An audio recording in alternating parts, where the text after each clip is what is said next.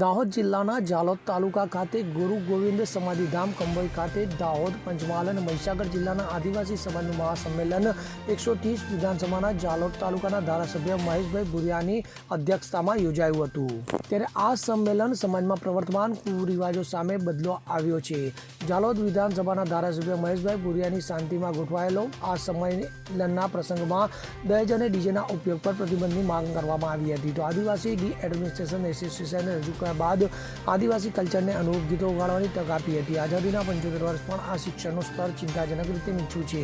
હોળી શરૂ થવાથી લગ્નસરમાં કન્યાઓ પૂછવામાં આવે છે, તો આના કારણે સમાજ આર્થિક રીતે કમજોર બની રહ્યું છે। તો એ અને બોજની નીચે વિવિધ મજૂરી માટે પરિવર્તન કરવું જે બાળકોના શિક્ષણ પર પણ અસર કરે છે। ત્યારે તાલુકાના ગુરુ ગોવિંદ સમાધિધામ કંબોઈ ખાતે આજરોજ આદિવાસી મહાસંમેલન મળવા પામ્યું હતું, જેમાં ઉપસ્થિત પૂર્વ જિલ્લા પ્રમુખ શીતલ વાઘેલા, કૃષ્ણ ભુરિયા, લલિત ભુરિયા, અતુલ પરમાર, ઝાલોદ તાલુકા પ્રમુખ, તાલુકા સભ્ય, તલાટી કમ મંત્રી, શિક્ષકો, રિટાયર થયેલ IAS અધિકારીઓ, ઝાલોદ તાલુકાના તમામ ગામમાંથી મોટા વડીલો તેમજ માતા બહેનો ઉપસ્થિત રહ્યા હતા।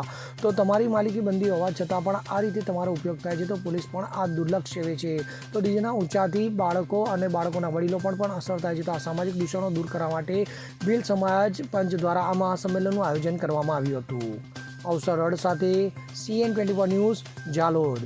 હવે જુઓ દેશ દુનિયાની તમામ ખબરો તમારી આંગળીના ટેરવે।